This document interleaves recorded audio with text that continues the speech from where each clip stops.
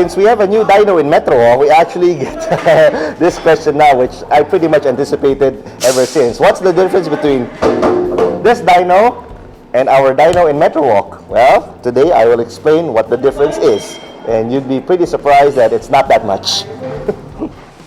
All right, this is basically the differences between our two dynos. One is measured using hydraulic power, the other one is measured using inertial power. By the way, this is not a legit physics term. I just use that to differentiate it from hydraulic power. So all you math nerds, shut up and stop criticizing. Dynapack, Dynocom.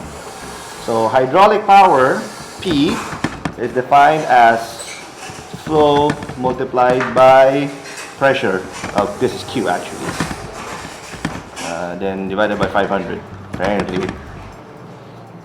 Inertial power is defined by, here is P equals velocity times force. And from high school physics, we learned that force is mass times acceleration.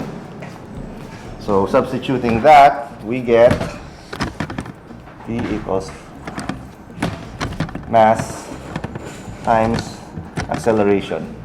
So as you can see, both are in units of power, whether it's kilowatt, HP, PS, depending on what units you use. So the results are the same, kilowatt, HP, PS. Just substitute whatever imperial metric units you want. But the end result is a measurement for power.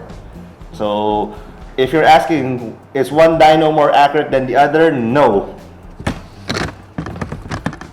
If this equation gives you 10 horses, this same bunch of variables gives you 10 horses, they're equal, it's 10 horse. A horse is still a horse. It's not that one horse here is equal to 1.5 horse here. No, it doesn't work that way.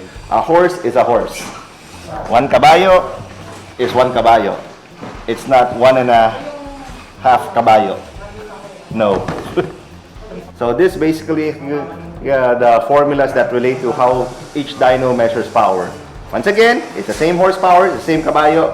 One caballo is not more than the other caballo. Okay, we now have the math out of the way, so at least now you can see that they're pretty much equal in terms of what they're measuring. It's just like having a ruler, as in a ruler that's plastic, and a ruler that is in the form of a tape measure. An inch here is still an inch there. Okay, that pretty much is clear. But as you can see through the formula, it's a little bit different on how they measure it. Hydraulic power, basically what's inside the Dynapack, inside that box where the car is attached to, inside is basically a hydraulic pump. As the car turns the wheels here, it turns the pump, which generates pressure. And that pressure also has flow. Multiply those two, how fast the flow is and how much pressure is generated inside this hydraulic pump gives you the power. On a roller dyno, you have mass, acceleration, and then velocity, which is basically speed. So that's two ways of doing it. They're both circular, by the way. Once you open that up, this is a circular pump, this is a circular roller. It cannot be any other shape because your wheels are round also. So this is the physical representation on how these two dynos are. The main difference is where it is measured.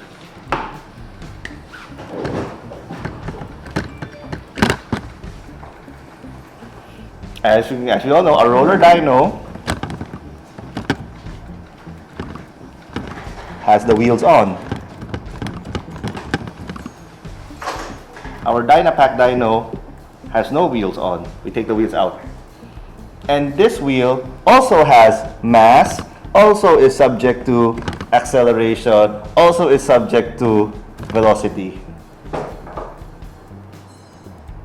As you know, if something has weight, you need power to move it, you need power to keep it moving. So consequently, The average that we've been able to plot out is anywhere from 5 to 15 horses less on a roller dyno.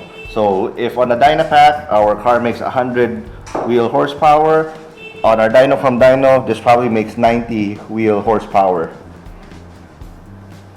because of the weight of the wheel. Now, that's the thing. Here's the thing. Most of these measurements of stock are taken using stock wheels. But if you make the wheel bigger,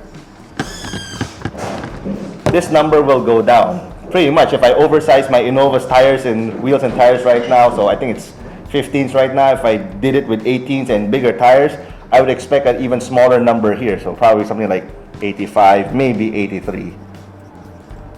Because there's now more mass to accelerate. And this is the main advantage of Dynapack over a roller dyno. It keeps things a little bit more consistent because yung Pilipino mahilig magpalit ng wheels eh. So if I have dyno data now at, what's the date today? March 29. March 29, 2021.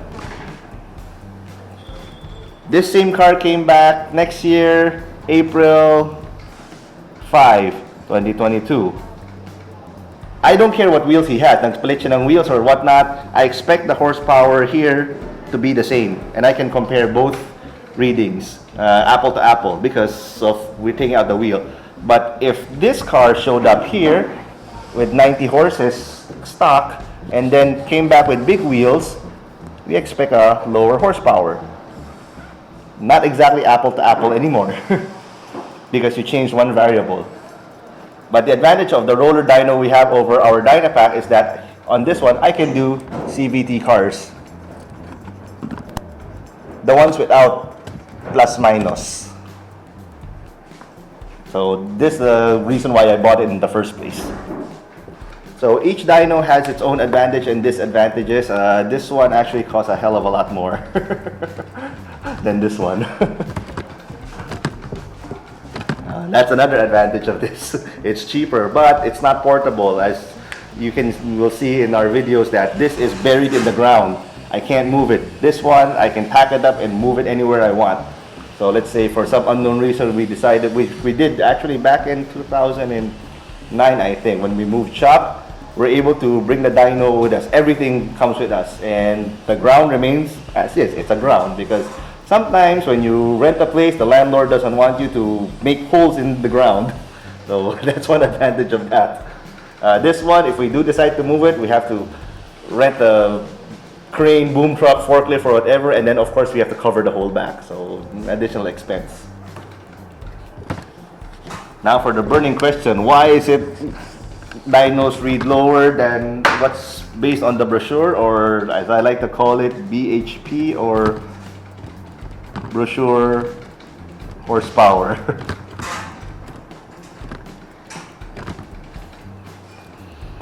The brochure horsepower is taken from here. This is your engine, 4 cylinders right here. Then you have a transmission here. You have a drive shaft here. Then these are your wheels here, so on and so forth.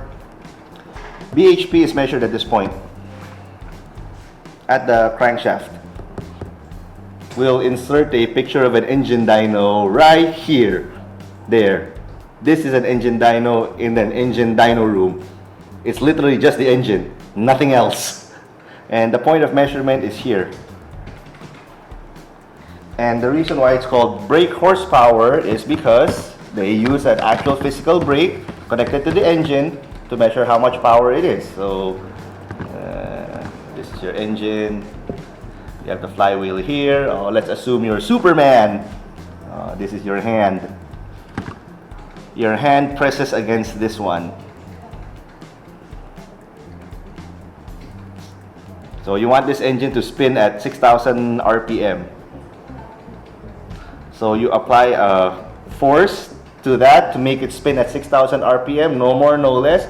And how much force that you apply is equal to how much power it makes at 6,000 RPM.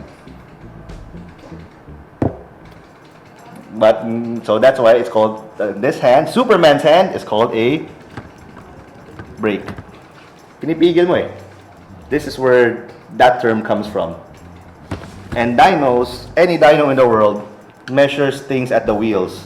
Now, let's not get too philosophical by saying, paano maging wheel horsepower yan? Eh, wala naman wheels. No, basta it's at the point, it's at the last point of contact. How about that? Oh, let's put it that way. So, let's not get into the whole, there with wheels, without wheels debate. It's still called wheel horsepower because the hub dyno attaches in place of the wheel. So, it's still wheel horsepower. Stop being philosophical. So, wheel horsepower is measured here. If you have the transmission, drive shaft, differential, axles here. Once again, all of these have weight, all of these have mass, experience acceleration, and have velocity. So the net power that gets here is almost always less than what's measured here. That's why, for what we're going to be doing with our Innova, I think I'm gonna call up the pure bone stock number there. I believe it's 75 wheel horses. And then, well, right now, since we have it tuned already, we're at 122 wheel horsepower on our Dynapack here. What we're gonna be doing in a while, we're gonna be taking our Innova to our other branch in Metro. We're gonna strap it to our Dynocom, and then we will see what the number here is. To give you a real-world example of the difference between the two and the difference in horsepower reading.